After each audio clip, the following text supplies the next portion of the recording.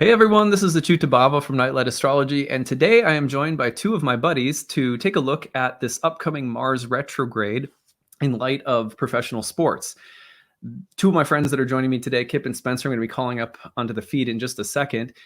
We are all, closet astrology sports nerds, which means that we like to look at how the astrology is impacting our favorite sports teams, athletes that we follow, and stuff like that. And a couple of years ago, the three of us were talking about doing something like this, and then COVID happened, and lives were pretty busy. I think it was Mars conjoining Uranus over the summer, and we were like, hey, should we try this again? And let's get together and just make a fun bonus episode here and there looking at the astrology of sports. I mean, we're looking at the transits, but how they may apply in particular to the charts of famous athletes and so on. So today, this is kind of a kind of a pioneering episode, if you will, sort of a bonus episode. I hope you guys will enjoy it. I think 84% of my analytics on YouTube tells me that 84% of my audience is women. So, and I would say there's a lot of women who are fans of sports, but if you are like not so into sports, another thought I had was like, hey, you know what? You're listening to your astrology channel. Maybe your husband, maybe your boyfriend, maybe, maybe your brother, maybe someone will be, super interested in it. And this is also maybe a fun way of building some bridges to more of the male audience out there. I would love to see more men getting into astrology. And so I thought, hey, this might be a way of reaching a little different audience as well, which, maybe it'll be interesting to people out there. Secretly, I'm hoping that Tom Brady watches this and then decides to come on the show, but you never know. Mars is about to go retrograde. Crazier things have happened. Before we get into it, don't forget to like and subscribe. Share your comments in the comments section. Click the notification bell for updates. You can always find a transcript of my daily talks on the website, nightlightastrology.com, where right now you can also check out my new program, Ancient Astrology for the Modern Mystic, which begins on November 12th. New program, new enrollment period. There are need-based tuition scholarships if you need that as a way of making the class affordable for you. So be sure to check that out early so that you can take advantage of it. We have a limited number of those that we give out every year. So, if you are interested, apply right away. Make sure you take advantage of that while it's still there. All right. Well, without further ado, I'm going to call onto the feed my buddies Kipp and Spencer Michaud. Spencer is an astrologer. Kipp is also an astrologer, has had done podcast work in the past on Kipp's podcast, The Basement Astrologers. It was back in was it 2016 or 17 or I don't remember. It might have been 17 if you're talking about the election. Yeah, I think we were looking at election astrology or something like that. Yeah. And then Spencer you guys have seen Spencer come on my YouTube channel multiple times before, and I've done work on his channel. So it's good to have both of you here today. Thanks for coming to talk about the astrology of sports. Thanks for having us. It's a pleasure. Thank you. So I feel like the place to start, and I was telling you guys this before we got in here, was let's start with, we have a big, long Mars retrograde this year. Into 2023. In fact, Mars entered Gemini in August of 2022. It's going to stay there until March. Has a long retrograde from about Halloween through the middle of January. I think the general question I wanted to start with is, what does a Mars retrograde? I mean, I've covered the significations, archetypal significations of Mars retrograde, for just the average person. But what does it mean for the professional sports industry, for baseball, basketball, football, hockey? Olympians, whatever the case might be? Is it, I've heard this stereotype out there. It's it must just mean that people are going to have a really off year, or that, really bad things are going to happen for people, especially, those athletes who are Geminis or something like that. Mars is going to be retrograde in Gemini. I don't think it's that simple. I know you guys don't think it's that simple. So maybe we could just start by trying to provide some gradation here. What kinds of things could Mars retrograde signify for professional athletes or for the professional sports world in general, outside of just things will suck? My initial thought when I think of Mars retrograde is more. I think the classic example is the painting of Guernica, the slaughter during World War II during a battle and a bombing in an Italian city. And the notion isn't that battles and slaughters don't happen during war events. It was that this was so horrific that it was really kind of a tent pole of atrocities committed during the war. And in that light, what I think we're going to see is if it's a place where we're going to see a scrap at the end of a game or during a game, it's going to not be 2 guys, it's going to be 6 guys. If there are folks who are verbose on the field and maybe like to express themselves and get under other guys' skins, I think we're going to see more of that. But on the flip side, I think of a lot of these professional athletes, especially in contact sports, kind of as race cars. And if there's a Mars retrograde theme, I think if it's hitting personal planets, they can kind of signify individuals. I think oftentimes the theme I get is race cars, and it's not necessarily a bad thing. You're just revving the engine hotter. Yeah, that's a nice way of looking at it. So it has like, it gives some exclamation point to the athlete when it's hitting a personal planet. Yeah. Yeah, I think that Mars is going to be drawing upon the resources of Mercury to use as weapons of war. And Mercury is all about commerce. It's all about communication. It's all about options, I think, and ambiguity, questions. I was thinking that, I agree with Kipp that I think people are going to use their words as weapons. And you might see a lot more people voicing their displeasure in the media and creating more challenging like controversy in that way. I think contract negotiations could get really like ugly potentially between organizations and the players. I think that Mars in Gemini for me also represents a proliferation of options, and it's asking some of these athletes and everyone in general to cut away and make a choice and say, let's eliminate some of these choices.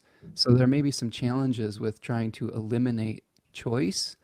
I also think that if we think about it just in traditional dignity, we do have to look at like people who have prominent placements in Gemini, like Gemini sons, like Josh Allen is someone that comes to mind that has a Gemini sun that's a pretty prominent NFL quarterback. We've got people like Aries and Scorpio folks that may be feeling this quite a bit as well, because that is the ruler of their sun and how they shine their light. So we've got, Scorpio quarterbacks. We've got a Jimmy Garoppolo out there. It's the first person that comes to mind. So those are just two names that popped into my head about figuring out who could be dealing with this. Brady has a Mars in Gemini, so I think that there's something that could be happening with this as well.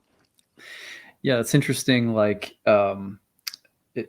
just before we get really into the weeds here, I was thinking about Jimmy Garoppolo as I was looking at some of the charts, and Spencer actually made a spreadsheet for us prior to the show, which had like all of the quarterbacks in the NFL, their birth information that was available, if not, whatever was available, along with their perfection years. It was like, I was nerding out so hardcore. It was like Christmas when that arrived in my inbox, Spencer. That was like the coolest thing ever. Yeah. But I was like thinking about it. And, for example, the 49ers are going with their, new rookie quarterback, Trey Lance. And, he's a Minnesota kid. Maybe it's North Dakota. No, he played at North Dakota, but I think he's from Minnesota. Marshall. Yeah, Marshall, Minnesota. Right. So, he's supposed to be starting for the 49ers, but they end up signing Garoppolo as a very expensive backup, which is kind of like an insurance policy. Well, he's a Scorpio. The eclipse at the end of October 25th, is a new moon, solar eclipse in Scorpio, followed shortly after that by the dispositor Mars turning retrograde. Could that not signify a return to the starting position? That was one of the things that I thought of, kind of like, there's so many little things like that where you can't just look at Mars retrograde and say, oh, well, it's going to be a setback for an athlete, because it often will, a retrograde of any planet will just mean a reversal or a very interesting turn of circumstance.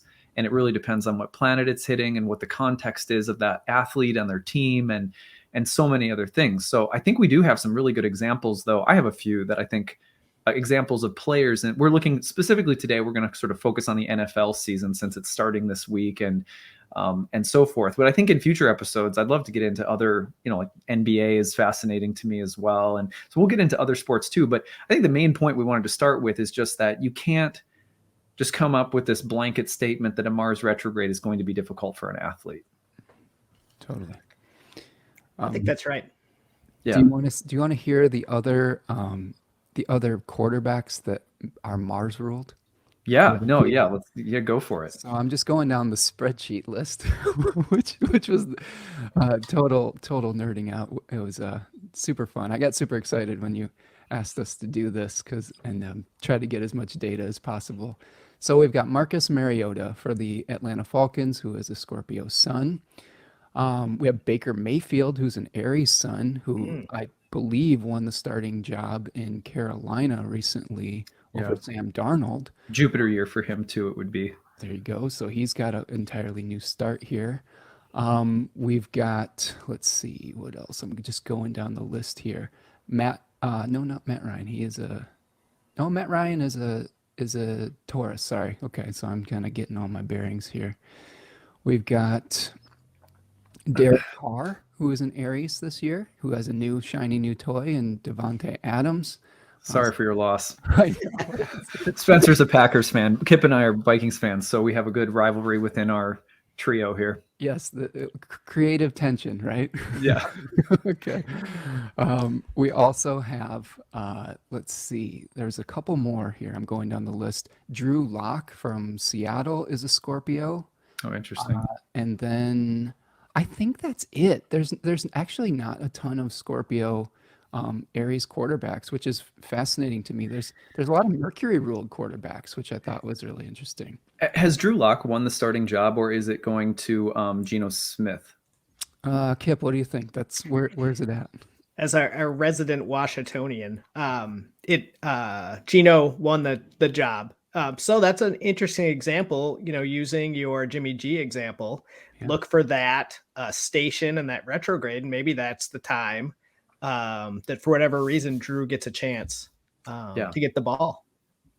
I suspect overall this season, I mean, even, just it could be that I guess Spencer was alluding to that, that because Jupiter is in Aries, Mars ruled quarterbacks may have an edge this year, or may have a little boost, especially those with Aries placements, Sun, Moon, Mars, something like that.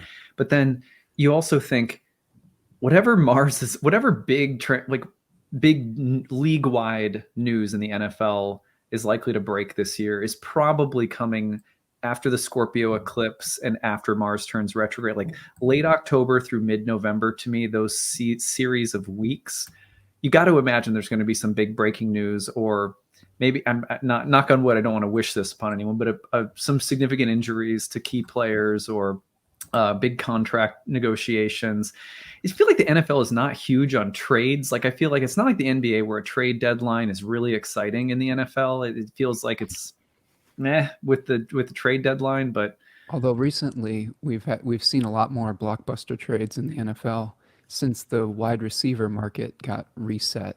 And I like that. Maybe this is the year that the trade deadline actually happens in the NFL. It's always a big talker, but Yeah, we've never had like trade deadline things, but in the offseason for this year in particular, we had some mega trades in the NFL, like Devontae Adams, like Tyreek Hill.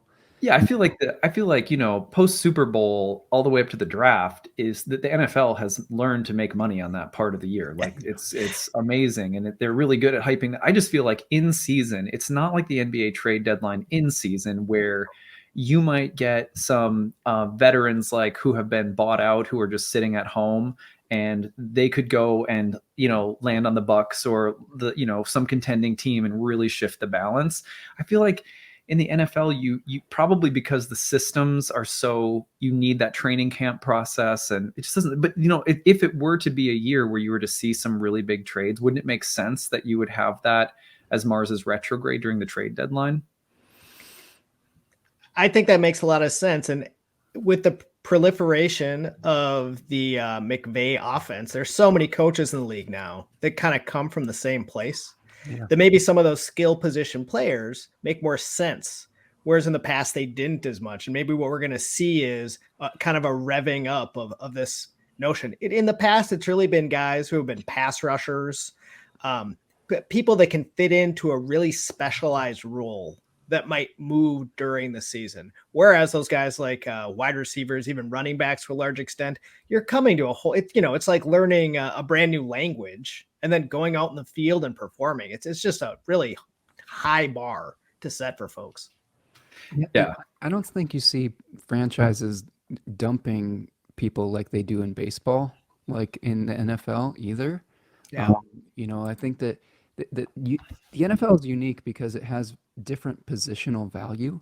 So, like, for example, if you have a quarterback that's really great, that gives you a huge advantage over, like, say you've got I don't know, what is a less important position? Actually, probably running back at this point, because there's a lot more running backs that you can get that are more kind of a dime a dozen, right?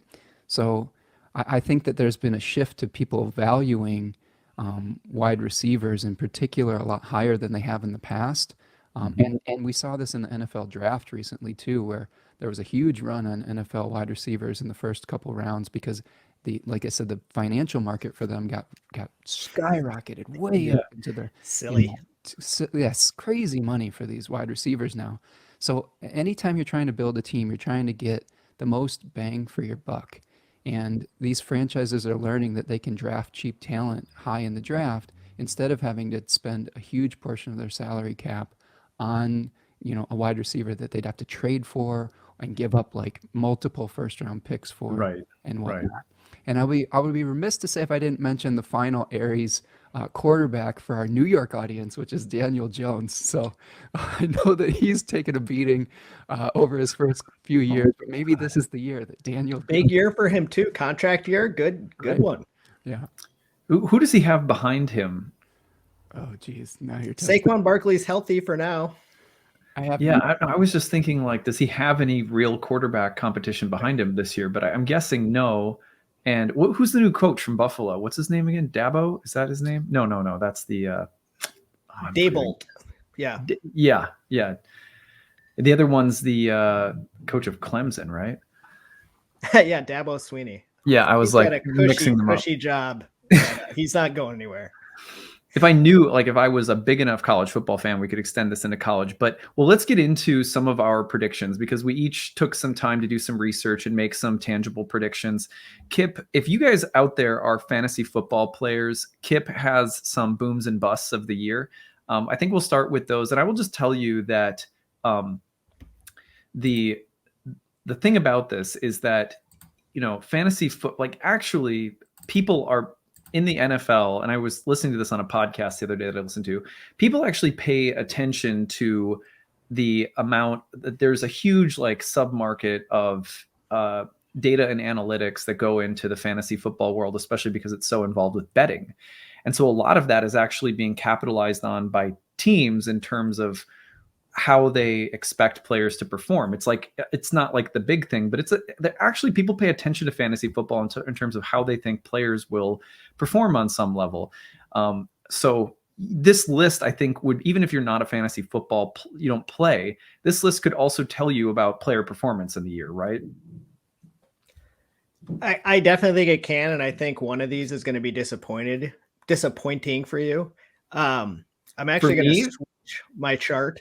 So I have a couple examples, and my first example is this busts or booms?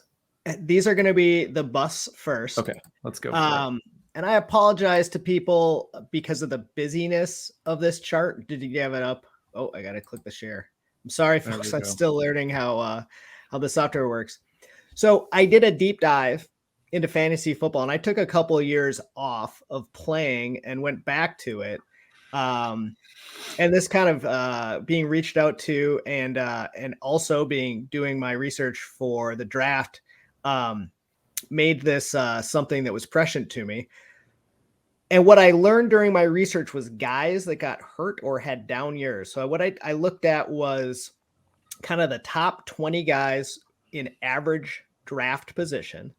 And then I compared them to the top 60 performers. And if one of those guys in average draft position, kind of in the top 10 especially, didn't show up in that top 60-ish range, I highlighted that and I took a look at the transits. Now, I didn't count quarterbacks We talked a little bit about positional value, and that's even more important in fantasy football because quarterbacks rack up points very easily. So even, your 20th best quarterback is in the top 40 easily in fantasy points. What I saw, and I didn't want to beat everyone over the head with charts. What I saw was if you have Saturn and Uranus, either in your personal chart or a hard angle between the two was hitting a personal planet, and then any kind of Mars transit. So it could be what's quote unquote a good transit, a trine or a sextile to a personal planet. That was kind of the trigger. And Jonathan Taylor, the guy who was thought to be the number one pick in all of fantasy football, I'm going to quick move ahead to the 11th, which is the first day of the year. You will see that, and this isn't a time chart, I apologize, but you'll see that the Saturn-Uranus square, and this is not the first time this has happened, by the way. 2016, we had a Saturn-Uranus square on the first day of the league year. And then that was one of the years where when you saw it hit a personal planet, and here we have it hitting right onto Venus. And also Uranus is hitting other planets exactly, hitting Mercury. We will see, and you see that especially early in the year, some of the days of the league year, and unfortunately I'm not predicting this, but I'm crossing my fingers for Jonathan Taylor on the first day of the year when he has the transiting sun hitting Uranus as well. I hope you got, if people are paying attention, I'm not getting too specific, but this is a trine to the sun. This is the Saturn-Uranus square hitting Venus. The other thing that I think is particularly potent here, that I'm going to tell you I didn't see specifically as an indicator, but one of the things we look at when we look at potentially life-changing events is Pluto. I think anyone who's familiar with astrology knows that when Pluto comes around, there's often giant life changes, things that can be really challenging. And what we're going to see here is with this Mars retrograde, first, at the beginning of the year, we have an opposition within 3 degrees of transiting Mars to the natal Pluto. We're going to see Mars go up here, and I'm sure we'll talk about this again, stop at about 25 and come back and then hit that Pluto again. So throughout the entire year, Jonathan Taylor is going to have Mars transiting Mars in an opposition, a challenging aspect to his natal Mercury, and where Jonathan Taylor's natal sun is going to be very close to Pluto. What I'm going to say and square and triggering his natal Saturn Mars opposition. So lots of Pluto, along with this square hitting his chart. And I'll tell you that in my draft, I had the third pick. Somehow the guy that was supposed to go first was available for me at the third pick, and I didn't take him. I passed on what often would be considered a slam dunk. So Jonathan Taylor would be one of your busts of the year because these transits you're saying will probably have an adverse effect on his performance or year somehow. 100%. And I'm not going to predict an injury or whatever, because that's just not something I want to do. Yeah, I feel you. So I got to reshare. I apologize again.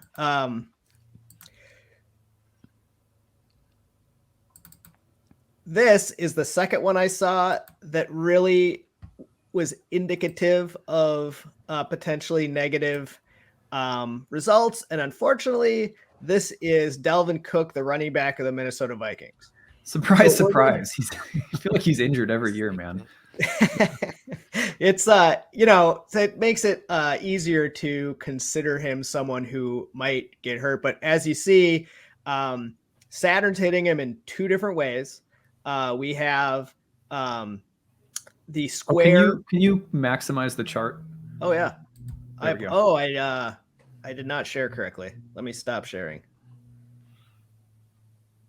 I hope I'm not messing this up for everyone. No, you're fine. This is the first time for all of us. We're just getting used to the controls. Oh, Windows. Here we go. This should do it.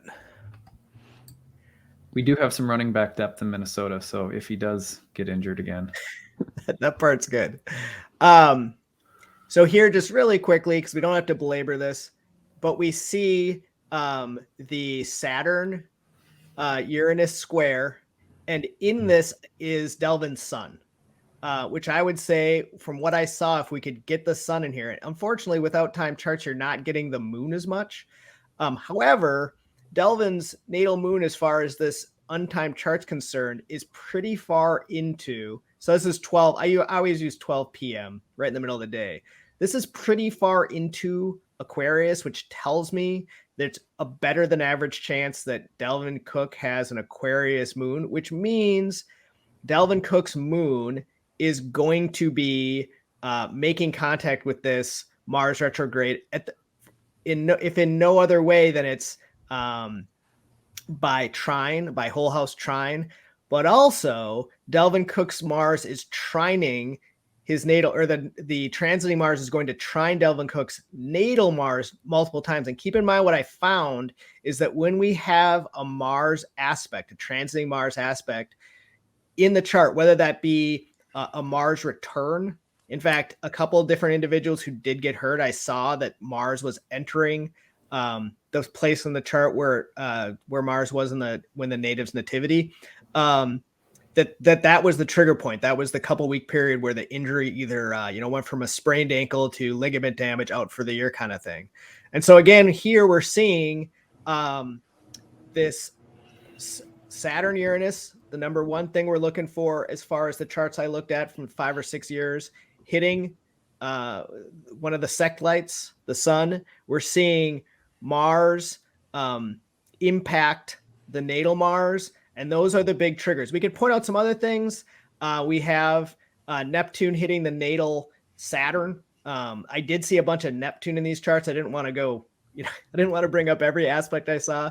But if in this point in Cook's career, he gets hurt and misses time or has a down year at the point of his contract, he's going to enter a time where his stability is foggy. He's not going to know where he's going to be next year. He's not necessarily going to have a contract. And that is a classic Saturn-Neptune transit. It's just the structures underneath your feet are just not firm, and you don't necessarily know what's going on. So that's what I saw. Those are the two bus charts. I looked at a lot of charts. I saw, I didn't look at Mars retrograde necessarily as an indicator in and of itself, but you definitely saw it hit those triggers and impact when we saw some of the personal planets get hit. What do you guys think? Yeah. I mean, it's interesting because there's already a lot of buzz around the Twin Cities Vikings media anyway, that, the likelihood that Kwesi Adolfo-Mensah, the new analytics-driven general manager, is he the first Black general manager too in the league? I can't remember. He is not.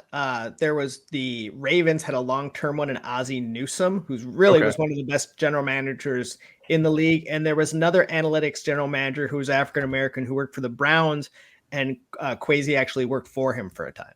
Yeah. Okay. Well, I know that he's definitely, but that's not many considering the league's 80% African American. Yeah, exactly. And it's it's some small modicum of progress is my point. But Kwesi's a very analytics driven person, and I don't think he's going to be down with handing Dalvin Cook another major contract. He probably thought that I would guess his thinking is don't overpay a running back when they just picked up a burner in the 5th round in Ty Chandler. It just seems to me like the likelihood that everything's pointing in that direction anyway, it seems like. So that would make sense. Dalvin Cook now 25, 26.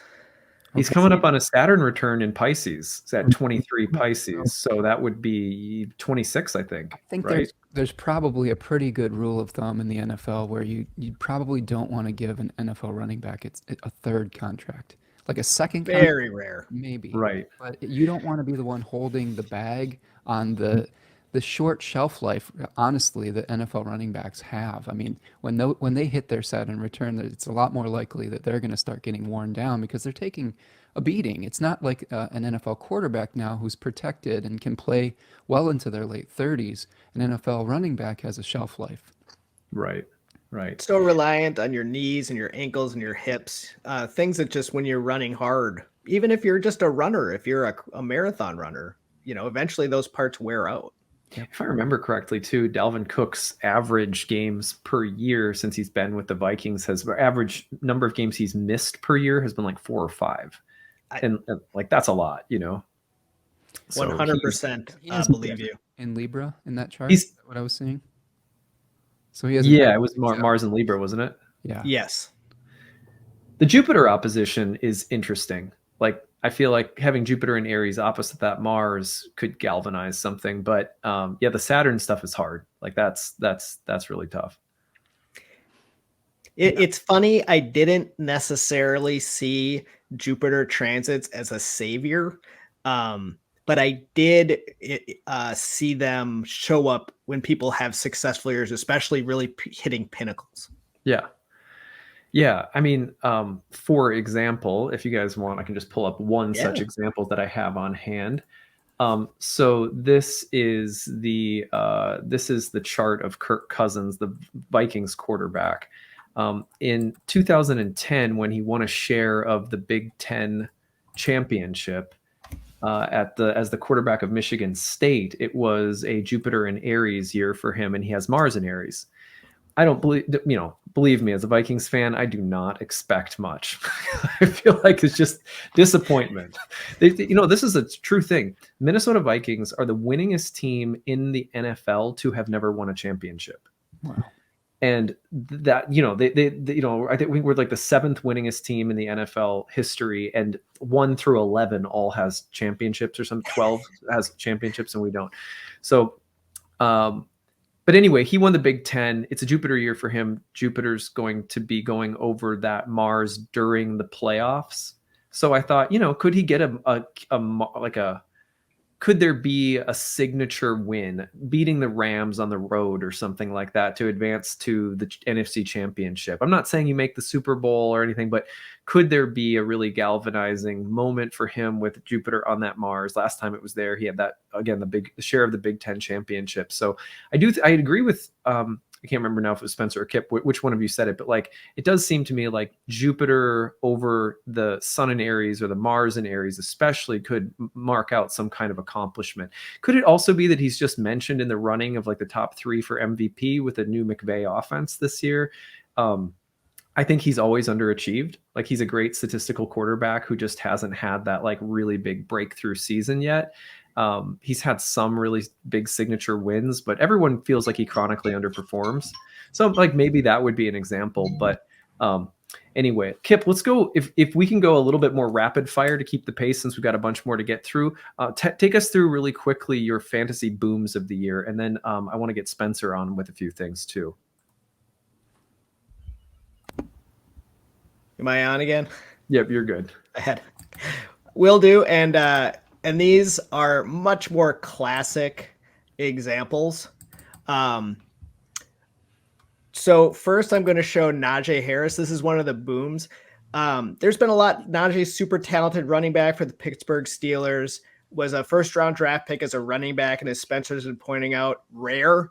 What we're going to see with Najee is just a lot of Jupiter hitting planets in a benefic way, trining his sun. And again, we talked about not having a time chart, but the sun is right, past the first decan in Leo here. So we're going to see Jupiter's retrograde cycle. And again, I want to go fast, so I'm not going to animate it, but Jupiter's going to go back, tuck into Pisces, where Najee's natal Jupiter is, and Najee's sun, come back into Aries for the second half of the season, hit all kinds of inner planets, especially this conjunction of Mercury and Mars. And so Mars taking action, the warrior. Mercury oftentimes thought of as controlling core physical functions, hands, feet. So you're going to have Jupiter over the top of this obvious point of dexterousness and drive, go back into a pleasant place, a benefic place with the natal Jupiter, then come back and hit the spot again. So I just thought that was too on the nose to not count. And here's the second one. Let's see if I can get it to come up right away. I don't think it worked like that last time. This is Alvin Kamara. Alvin Kamara is a running back who plays for the Saints.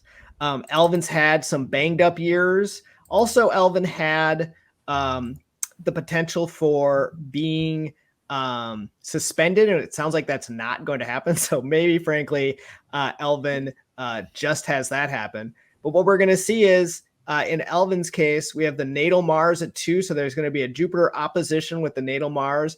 Jupiter is going to make contact by trine, by a supportive benefic trine to Alvin's natal Sun 3 times. So Jupiter's going to come back, trine the Sun, a benefic angle, go into Pisces where Jupiter's very strong, which is going to just only benefit Jupiter's natal spot in Sagittarius, where Jupiter is very happy to be. Then Jupiter's going to come back through and again trine the natal Sun. So with all that said, I think lots of Jupiter for Alvin. Alvin needs a big year again to continue earning his paycheck, which in some ways has been in question. I think this looks good for where Alvin is. Any thoughts on either of these two? It is interesting to me that Neptune's going over Saturn and that the Mars station will be squaring that Saturn. I feel like his legal issues right now that the NFL is, quote, not doing anything about, but like monitoring. I wonder if that comes up at all while, I just feel like how many times have I seen people deal with going to prison or being incarcerated or dealing with the law or something like that when Neptune comes over Saturn. It has this weird, I feel like often I see it when it's like, oh, there's actual imprisonment involved, which I don't believe would be the case at all for him. But I don't think. Acyuta, also recognized in this chart, Mercury is about to retrograde over his natal Mars, which is in the sign of Libra, which can speak to having legal challenges as well. Yeah, exactly. Like I would say that I would almost completely agree with this if it weren't for that question mark and what the Mars retrograde around the station point square to that Saturn might do. But otherwise, yeah. I have no argument with that at all. And the station point being of particular emphasis, because that is almost exactly at 90 degrees. And the interesting part about that, though, is obviously Mars Saturn combinations can be extraordinarily productive too. And so could you see some kind of turning point in terms of his production picking up significantly, or I don't know. I mean, but it's not, I'm not suggesting that it's for sure he's going to be suspended at some point, but that would be an interesting turning point to follow, I think. Great. Cool. Well, those were some really solid fantasy football advice. I would love to, Spencer, you want to talk about the Super Bowl or NFL quarterback perfection charts? Why don't we continue the player analysis, and then we can get to the Super Bowl chart. Yeah, cool.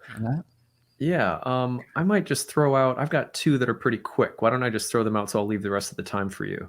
Okay. So I just picked the breakout quarterback of the year and the worst quarterback of the year in the NFL this year based on, some transits that I was looking at.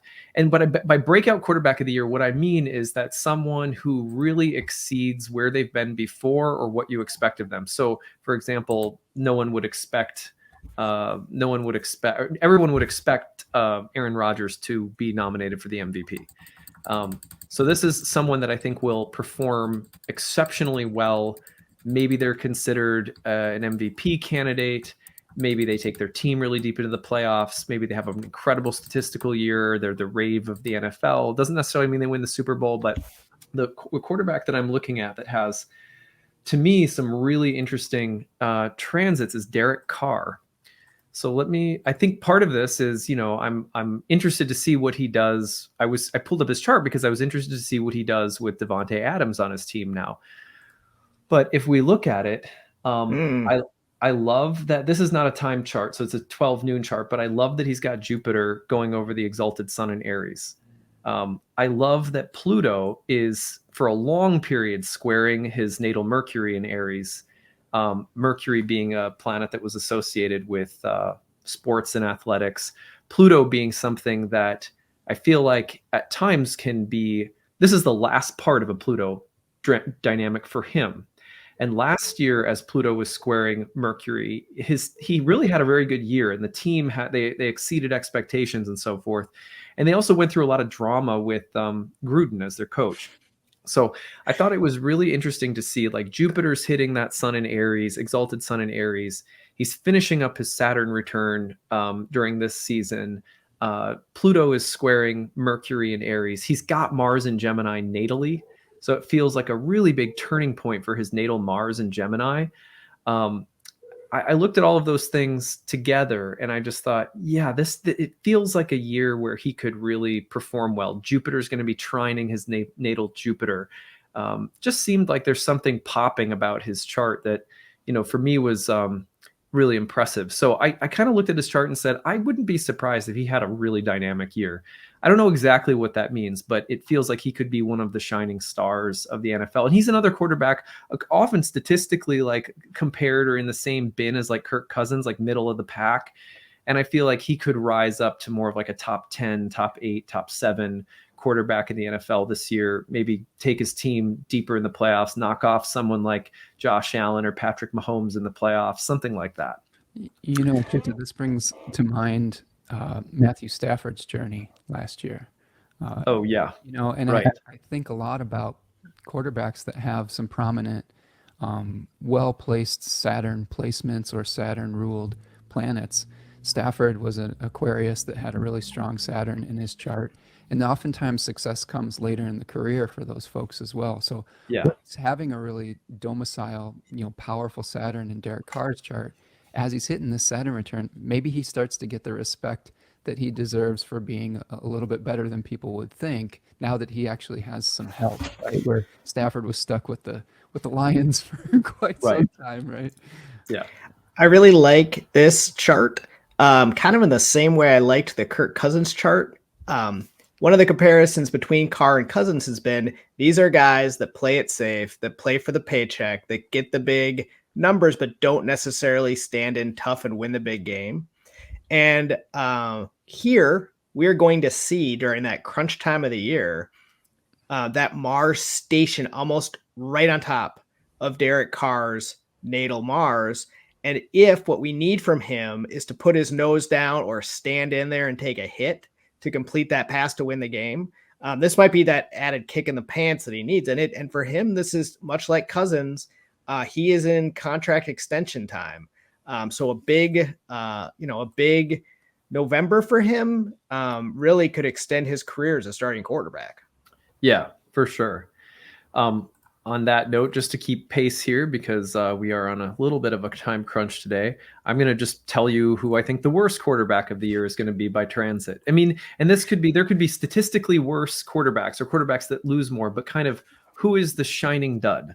And like, not to be mean, but it's like, who really looks like they might have the hurt coming. And I've got Carson Wentz. Now, when Carson Wentz chart, the things that stand out to me are, first of all, he has a fallen Mars that's retrograde natally. I don't think that plays well for a Mars retrograde. If you have a messed up, like more of a debilitated Mars, that worries me a little bit. I'm like looking at that. And I also noticed that the retrograde Mars is going to be going right over the south node, typically not a great thing for the south node to be activated. And the station point's really close to his moon.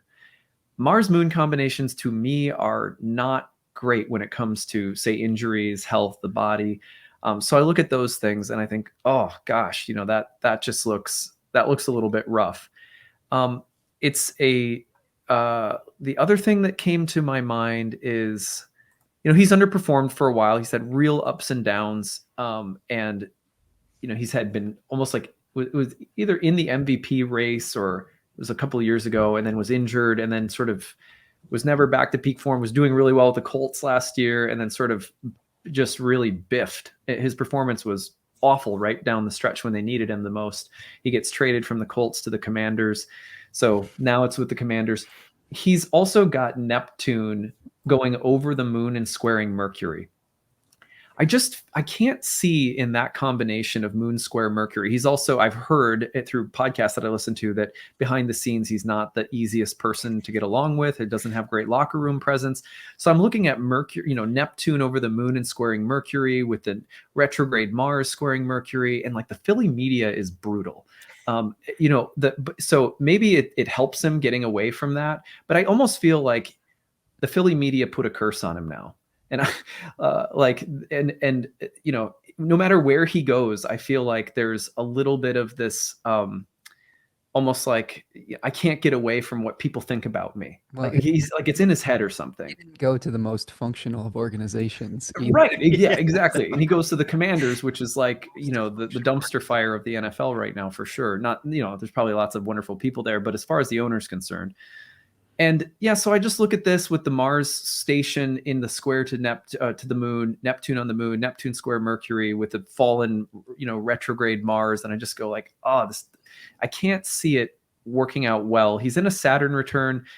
It would really I'd love to see where it actually was in his chart, because maybe that Saturn return is a little bit more like, maybe it's a little bit more positive, but I just kind of have a bad feeling about this chart as I look at those transits. And the Uranus is going to square the natal Saturn too, which is one of those trigger points that I definitely saw in my research as something you were not always looking forward to. Right. And Spencer, you were going to take us home here. I want to mention one more small thing that might be of interest, which is Lamar Jackson's chart. Lamar Jackson's chart is, here's the thing about this chart. If I understand this correctly, if you guys know more about this, tell me if I'm wrong, but he does not have an agent. It's just him and his mother, as far as I've understood. It's his mom or his aunt, something like that. Yeah, I think I thought it was interesting that the moon and Venus are conjoined. Wouldn't that make sense for joining with your aunt or your mother in business dealings? And isn't it interesting that the lot of fortune is also in an exact square with that combination?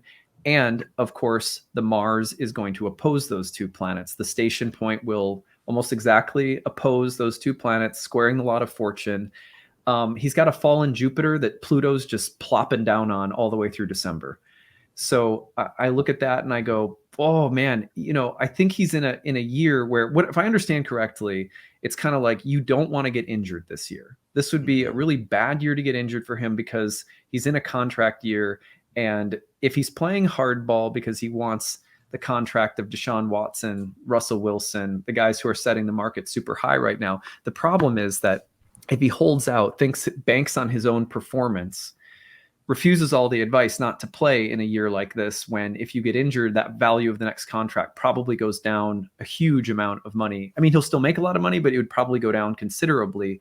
Then I'm looking at this and being like, don't bet on yourself this year, even though I think he's a phenomenal quarterback. And I feel probably as much as he does that there's a ruthlessness and that you should take care of yourself, but still, I'm like, Neptune's coming into a square with that Venus and moon. That will show you maybe some of the shadows of being overly attached to mom or aunt potentially, right? The Mars opposing Venus and the moon as it stations. I just look at that with Pluto also sitting down on the fallen Jupiter in Capricorn, and I think, look, if there's any planet that could indicate that your worth is completely devalued because of a corporation that takes advantage of you when you get injured, it would be a fallen Jupiter, wouldn't it? Mm. So, I mean, I look at this and I go, man, I hope he gets a deal done relatively soon and doesn't go into the season, and then we see some of these transits play out in terms of an injury that takes his value down. There's definitely some hubris that comes in with a fallen Jupiter too, valuing the material over the spiritual on some level. So potent with Jupiter transiting that natal Jupiter Mars, or sorry, Saturn Mars opposition 3 times too. I mean, this is really you found maybe the biggest brew of any chart we're going to see for the day. A lot going on. Yeah, I mean, I was just looking through it. I wanted to look at his chart just because I feel for him like he's an incredible quarterback, and I feel like mobile African American quarterbacks are just classically devalued, or they have been traditionally, like Michael Vick, or and it's like I mean, there was someone in the draft I remember being like, well, Lamar Jackson should be a wide receiver. It's like they're always getting the short end of the stick, and I don't want to see that happen to him. I guess that's my fear. I'm going to make sure we name and shame Bill Polian. He is the gentleman that said that. So let's is he the one? Yeah. Let's cast derision towards him. Yeah. Sorry, Spencer, take us home now. You have a bunch of stuff to share too. Which one do you want to start with? Yeah, let's pull up a few annual perfection charts for the few time charts that we actually have in the NFL. So we have 3 time charts for NFL quarterbacks. We have Aaron Rodgers, we have Tom Brady, and Russell Wilson. Can you all see that on the screen? So I've got Aaron Rodgers up right now. Yes, we're starting with Aaron Rodgers' chart. And one of the things that I was looking at in my fancy spreadsheet that I made was something called an annual perfection year. And basically what that means is that a certain house in a chart is activated at your birthday. So one thing I was kind of starting to look at was what house was activated for these players and what kind of themes may be associated with that. And because we have a time chart, we have a planet that is called a Time Lord. And when we look at the condition of that planet, that can tell us a lot about the year that they may experience moving forward. So for example, in Aaron Rodgers' chart, he is going to be starting the year in a 3rd house perfection, which is Cancer, and it is ruled by the moon in exile. So I think it's going to be a bumpy start for Aaron Rodgers. He, of course, he lost his favorite receiver in Devontae Adams. He has a number of rookies and new players in the wide receiver room right now. I think it's going to be some frustration for him in the beginning of the season, unfortunately.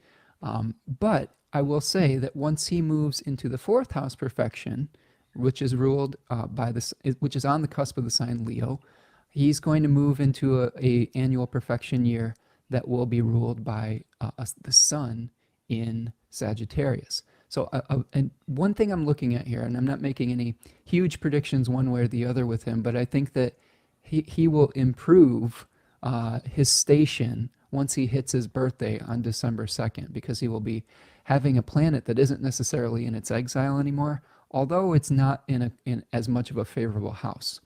The only thing that I'm worried about at his solar return on December 2nd, 2022, is that the ascendant is very close to another Mars in Libra, and is conjoining Mars in Libra in his 6th house. So there's an overlap in his solar return house with the 6th house, which is traditionally associated with injury and illness. So I'm a little bit nervous that he might get hurt after his birthday. And we were talking about Scorpio Aries quarterbacks, and one of the ones that we neglected to mention because he's not a starter is Jordan Love. Jordan Love is a Scorpio quarterback, so we may be seeing him play some kind of role in the Mars retrograde potentially as well. Okay. So it's interesting. I just want to mention on the side that I was looking at his chart, and when he was working with ayahuasca, which is, interesting to me, he has all sorts of controversy in his personal life, right? And just as an aside, I think it's really fascinating that you've got some really strong Neptune activation going on his chart the past couple of years as he's gotten into things like the Panchakarma cleanse, ayahuasca retreats. He pursued a homeopathic version of immunization rather than taking the vaccine, and then sort of was deceptive about it. Very Neptunian, like all surrounding this kind of religious, spiritual stuff he's been into. And I looked at that, and like, just because someone who drank ayahuasca, and he's like on Joe Rogan, talking about his ayahuasca journey. And I was like, it's got to be a Neptune transit. So I looked it up, and, sure enough. And his new tattoo that he said you could only understand if you understood astrology. Yeah, he has astrological symbols. Like, Aaron, if you're listening to this, you are welcome on the show at any point seriously. because we'd love to talk to you. Spencer's a Green Bay Packers diehard fan. We are Vikings fans, but you're welcome. I promise to be nice. I would love to talk to an NFL person who's drank ayahuasca. That's it for me. Oh, and it seems from that tattoo that Aaron's into astrology. It sounds like he's got a new relationship with someone who is into the spiritual community. I believe she goes by Yeah. Blue of Earth. So I think, maybe he'd be amenable to chatting about the astrological, ins and outs of an NFL season. So I will tell you, as an aside, Spencer, that I listen to a lot of sports podcasts about the Vikings, so I hear a lot about the Packers. Yeah. I've heard so many people rip him for drinking ayahuasca like he's a crazy person, and that has I didn't ever have like a love or hate thing about Aaron Rodgers, but it has made me sympathize with him a little bit more because I'm like these people who are ripping him for doing something that is really deeply transformational for many people and probably had some very positive impact on his life, as it did for me, have no idea what they're talking about. And it's frustrating. I think it has. He seemed much more at peace since he's gone through that experience. He had a lot of challenges with the Packers organization in the last few years, with feeling disrespected, that he didn't have a voice in the room. There was a lot of talk that he would be asked to be traded and things like that. And after his ayahuasca experiences, it seemed like he was able to come to some kind of place of centeredness and peace. He did have the controversial vaccine types of things, which I personally found disappointing, but I think that it's one of those things where he seems to have moved on from that and come out of it fairly okay. Like, I think that in his mind, he's at a place of peace and centeredness. And I think that people are feeling that in the Packers organization, and they're seeing him kind of be a team player more so. Does that make sense? Yeah, and it's going to get nuttier as Neptune reaches up to Mercury and Neptune natally. I'm just playing. And there was one funny thing that I was seeing with him, that another quarterback who's gotten into like medicinals is, what's his name? Jake Plummer from the Denver Broncos. Oh, really? Yeah. Jake Plummer is also a Sagittarius. I don't know if he has a similar, aspect with Neptune or whatnot, but he is growing like reishi mushrooms and medicinal mushrooms. He's got a big company now where he has warehouses full of these mushrooms, and him and Aaron Rodgers have started communicating. So I wonder if they'll team up and have a whatever, some kind of interesting side biz together. Okay. Nice. So that's Aaron for the deal. One thing I did want to point out, and I don't want to spoil it too much, but one of the things I was looking at was just contacts with these particular players with the actual date of the Super Bowl. And we do see that Aaron Rodgers does have the North Node conjoining his ascendant right on the date of the Super Bowl. So I thought that was something interesting just to keep an eye on. He also will have Mars conjoining his North Node. Jupiter opposite is Mars too. Wow. So this is one of the things I've been looking at as far as like who might potentially be in the Super Bowl. And you can see that the Mars is right on the IC of that chart as well. So I'm just looking for contacts, and because in my research I've seen that generally the prominent players in a Super Bowl will have some connection with the starting time of the game itself. So that's it. Sorry to cut you off there, Spencer. Were you going to mention Jupiter's opposite his natal Mars? Yeah, I mean, that's pretty powerful connection right there also, isn't it? Yeah, I just blurted it out like an astrologer. His the descendant of the chart is conjoining his natal midheaven, so something visible happening there.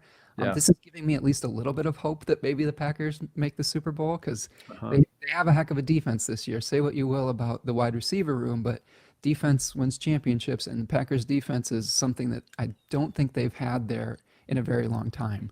Cool. So that's this chart is bumming me out. As Vikings fans, I know, as Vikings fans. Try not to rub it in. I was talking about never winning a Super Bowl, and I had to bite my tongue, as a fan of the Packers. I show you my running back ending his Vikings career, and you show me your quarterback winning the Super Bowl. That is the Vikings Packers dichotomy in a nutshell right there. wide left or 50 years of MVP quarterback play. Those are your choices. And Jordan Love looked okay in the preseason, so I think that would break Vikings fans in the future if we got like a third like good quarterback. But no, we're already so beaten down. Yeah, fair enough. And I will say in empathizing, I was a fan of the Milwaukee Bucks for a long time too, and they were very, very bad for a long time before they actually turned the corner. So one other player, or I've got two other players real quick that I wanted to just kind of show you what would, because these are the other two time charts that we have. So Russell Wilson has a time chart, November 29th, 1988, 12:09 p.m. Eastern Time in Cincinnati, Ohio. And he is going through a 10th house perfection this year, but moving to an 11th house perfection. So he will be starting off with Mars in Aries as his time lord in a 10th house perfection, which generally can speak to some success, some visibility. And of course, he's starting a new chapter of his career with the Denver Broncos after getting out of a difficult situation with the Seahawks. He has a fairly innovative offensive coordinator now that used to be the Packers head coach that wasn't the offensive coordinator of the Packers. So I think that he's going to start the season off really well. The issue becomes when he gets to the 11th house, his time lord switches to an exiled Jupiter, retrograde exiled Jupiter. So I think that Russ might have some issues late in the season because his time lord is really it really is a downgrade in his time lord ruling his chart, even though it is an 11th house perfection, which still could be positive. So that's Russ Wilson. I really like this example because it really highlights the difference between some of the things I've been looking at with an untimed chart. Because with an untimed chart, what I'm seeing is that Mars, the natal Mars coming in contact later in the year with the Jupiter transiting back into Aries. So this is going to be a good case study. I really like that. Yeah, the other thing I was, just kind of seeing if there was any important contacts with the Super Bowl too. He does have Jupiter going over his natal Mars in that case, but Mars won't be his time lord anymore. So his time lord is Jupiter over here, and Mars is going to be kind of grinding over it.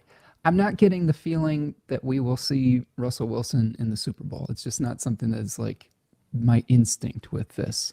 Especially, I feel like especially not when Saturn's opposing your moon. Like that, to me, that feels so heavy. Right. So not a recipe for success. The final time chart that we have is, of course, everybody's favorite, vacationer, Tom Brady, who recently took leave of absence to do something, God knows what. There's a lot of shit that happens when you're 45, he said. So, including your wife being pissed at you, is I'm pretty sure what's going on. But it's like, so Tom has a time chart, and I'll tell you what, Tom Brady makes me irrationally angry. I don't know what it is. Yeah, you and anyone except for the Patriot fans or Bucks fans. I think he is the luckiest quarterback in the history of the NFL. Not to say that he isn't talented, not to say that he isn't a good leader, because I think he is both of those things. I just think that he has a chart that is ruled by an angular Venus, and that really brings him luck, like more luck than you would see normally. So I was looking at this chart. Unfortunately, for what I've been thinking about, he's in the 10th house perfection here, which means that Venus is very active this year. His moon is going to be his time lord in the first decan of Aries. Guess what planet is transiting over his moon this year? Jupiter. So I'm pretty upset because I think, unfortunately, we may see this jackass in the Super Bowl. Right. So if you look at the Super Bowl chart every year, his natal Pluto, Sun, Mars positive interaction is almost always in a positive aspect with what's going on at the Super Bowl. I just over and over and over again, Tom Brady's best stuff is lit up at Super Bowl time, and it drives me crazy. Part of spirit too, Kipp. He's got part of spirit at 22 degrees Aquarius. The Super Bowl is played at roughly the same time every year, so the sun's going to be transiting as part of spirit like every Super Bowl. So, yeah, he has like really good aspects for the time that that game is played, and I think that that's actually really important. I think we've seen that with LeBron James's chart on some level too in basketball, not to cross pollinate the sports, but it really does make a difference. He usually has some kind of solar opposition around like a full moon of his life on some level around the Super Bowl, like the peak of his solar power, even though the sun is in its exile. So unfortunately, I think that there are signs that point towards him having a very good year. And the other thing that I will say is, since he's in a 10th house perfection year, and since he's born in August, Tom Brady does not change Time Lords over the course of a season. So he always has the same Time Lord for the entirety of a season, where someone like Rodgers or Wilson will have a change of fortune at the end of November and early December, which I think can be a really, depending on what the condition of the planet is, I mean, there's stability there, right? And he's been very consistent over the course of his career. It strikes me as interesting, if I might add a couple of notes about his chart as you're talking, Spencer. One, his ascendant ruler is that Venus, and the Jupiter is progressing into the angle into exaltation as well. So it feels like, just to add a little point of emphasis to what you said about him having good fortune, to me, that's like doubling it up. Because I would read that Jupiter as like, kind of cusping into Cancer there. It's interesting to me that he has Mars in Gemini, that it's a Mars Gemini year, but it's also interesting to me that Jupiter is in the 7th, and that the eclipses next year will be in his 7th house, that the Mars retrograde is his 7th house ruler. I mean, it's pretty much all over the news right now that one of the reasons that there was some off-season break from the team is because, and it's well documented in the documentary that came out about the man in the arena, that, his wife really wanted him to retire. And so, could some of this be pointing toward, marital strife, which not that I'm trying to speculate about someone's private life, but if that's already having a potential impact on his career, and we know that his wife has had a huge desire for him to retire for a while, could that be a part of the storyline of the year? I was thinking about that as you were talking. Well, and here's another just really interesting moment for Mr. Brady. When Mars is turning retrograde, it's going to hit his natal Jupiter as well, right at the 25, 26 degrees of Gemini, in the 9th house of his, like, to me, that Mars retrograde is in a decan of Gemini that's, associated with the 10 of Swords card, which is basically a place in the zodiac that says, it's time for you to make a choice. It's time for you. You have too many options, but one of them has to perish for the other to live. So the other possibility even is maybe Brady just says, I'm done. If I want to save my marriage, and I want to, like, I'm going to retire mid-season. Like, it could happen. Like, what I'm saying? Wouldn't that be the ultimate Mars retrograde thing to happen too? Especially in the 9th house, where it's like, are you going to get a divorce? It's a legal proceeding, Jupiter in the 9th house, with the Mars connotation ruling the 7th and so forth, or are you going to retire? I mean, that would be such a interesting twist. Especially if the Bucks are doing really bad, could you see that happening? Potentially, because look at where the sun is hitting his natal Uranus at this time exactly as well. So it could be a shocking announcement where he's like, all right, I guess I'm going to have to quit to be with my wife. It'll be terrible for him to have to take the $230 million that Fox is paying him to be an announcer whenever he quits. Yeah. So we don't have to feel sorry for him, for sure. But yeah, and I want to make it clear that, like, the only things that we are speculating about on this show are things that are really well documented and that may specifically have an impact on the athlete's story this year, and just our interest as fans. And it's like, it's not at all as a practice. I tell my students this all the time. Like, when you're looking at the charts of public figures, you you want to tread carefully and not make judgments and so forth. So we do, we mean all the best when we're looking at these things. Disclaimers too, that this isn't like betting advice either, for right. Yeah. This is entertainment value only. Definitely do not bet that Tom Brady is going to retire mid-season. Do not do that. Yes, and it could be extremes where there could be an extreme where he hangs him up mid-season or he goes to the Super Bowl, and I don't know if it could be really anything in between that at some level. Like that's one of my bold potential predictions for the year. He's going to go through some stuff. Yeah, that's really great, Spencer. Thanks. Yeah, that was excellent. I really appreciated the analysis of those charts.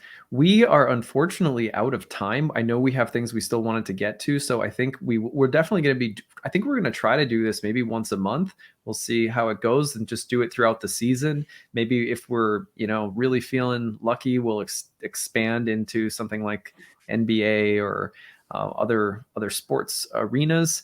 But I think this was really good for today. This gives us a bookmark. Spencer has some really nice things to say about the Super Bowl chart. We're going to come back to that in our next episode.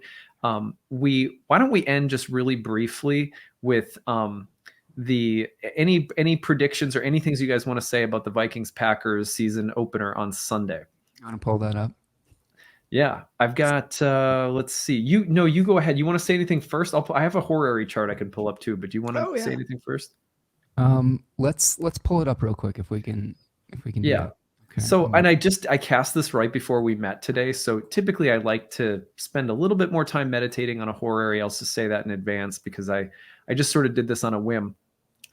So if you look at this season opener and you compare first and seventh house lords, then I think you have there's a case to be made that the Packers might have a little bit of a slow start this year with the seventh house ruler being Mercury about to turn retrograde, almost like we've got to figure it out. And I guess the big criticism would be with the new wide receiver room, Aaron Rodgers has got to get those ducks in a row. And you were even saying maybe his better football comes later in the year.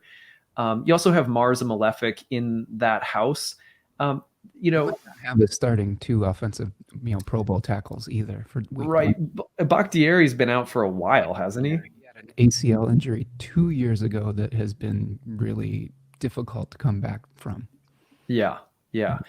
And so by comparison, the Vikings show up as a retrograde Jupiter in Aries, which to me is not a super strong Jupiter in Aries. It's 7 minutes from moving back into its term, and it is angular. So is Mercury, though, and the two are opposing one another. Clear show of the rivalry. I can't say that I feel like the Jupiter retrograde, and I think it's technically peregrine, looks all that stronger to me than Mercury. But if I guess with Mars in the 7th and Mercury about to turn retrograde in the 10th, I would probably favor Jupiter. The other question mark that I had about this is typically the applications of the moon. If it looks like it's a split decision, may play a role. Moon to Mars in the 7th house maybe gives a little competitive advantage to the Packers.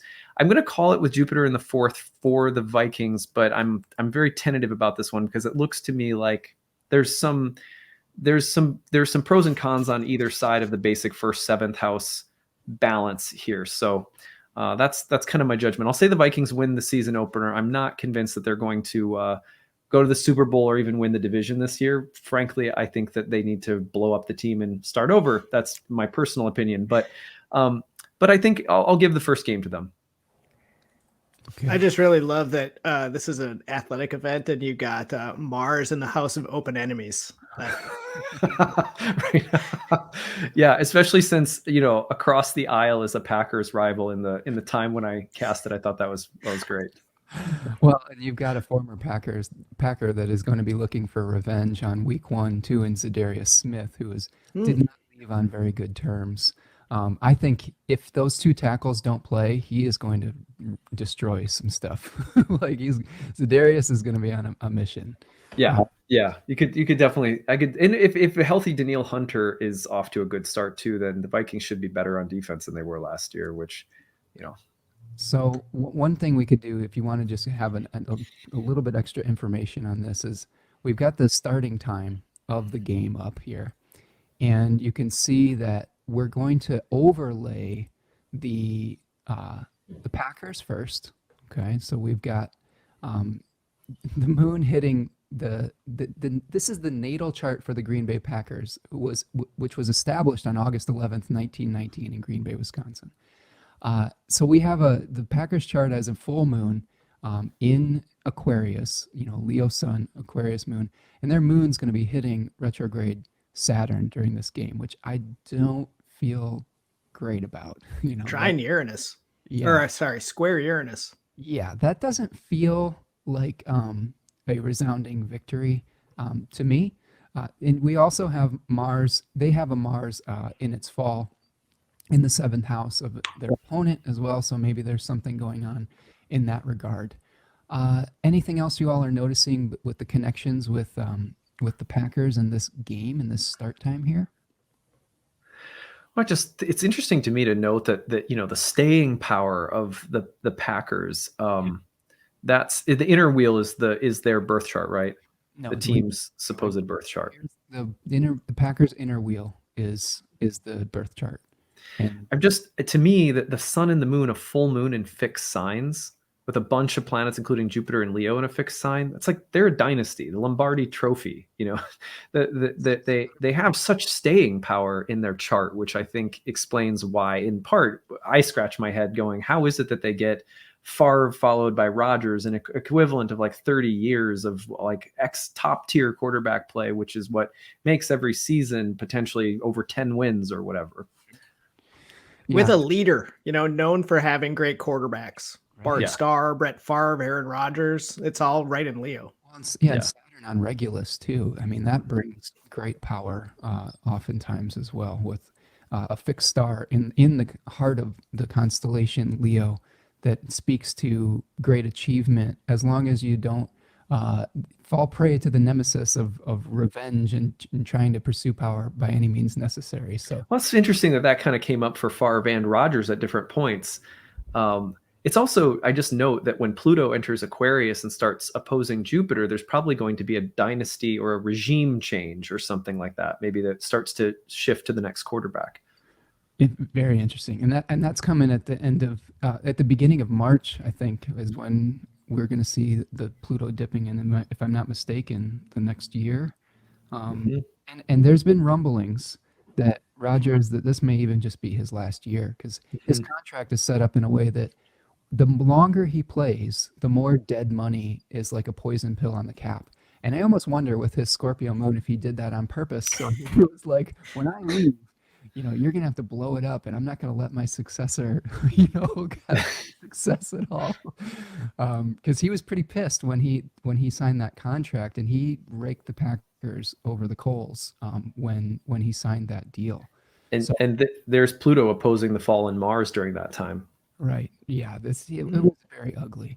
So if we take a different tact right here, and we look at the Vikings and what they're dealing with on this particular day, the news is slightly different.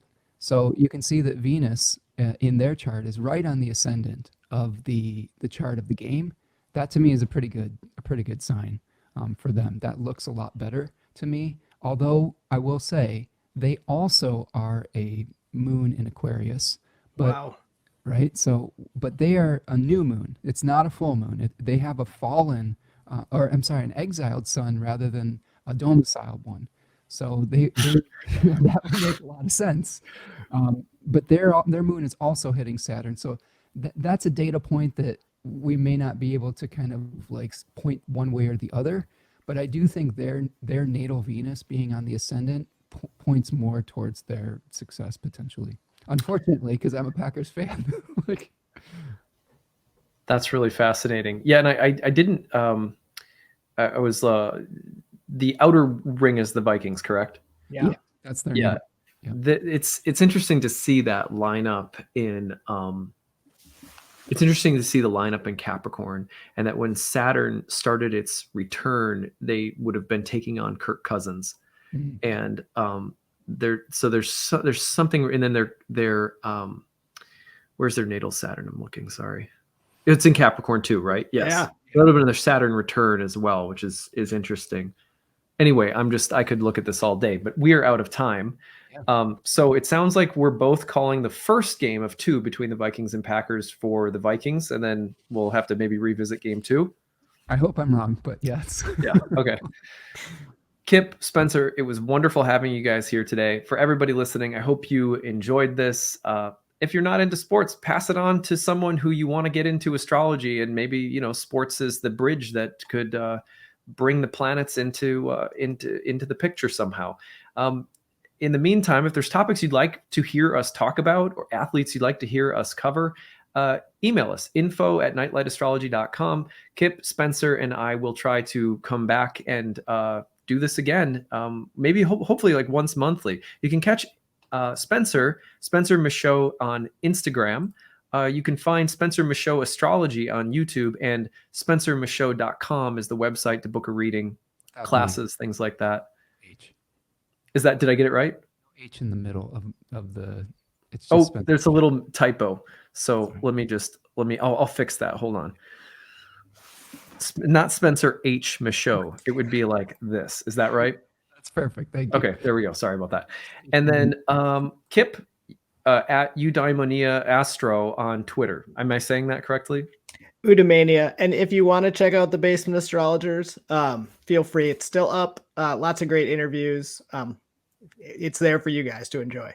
The Basement Astrologers podcast. We once took a deep dive into Donald Trump's chart around the election, if I remember correctly. But anyway, it was good having you guys here. Let's do this again soon. And thank you, everybody, so much for listening. We'll talk to you again next time. Bye. Thank you guys. Pleasure.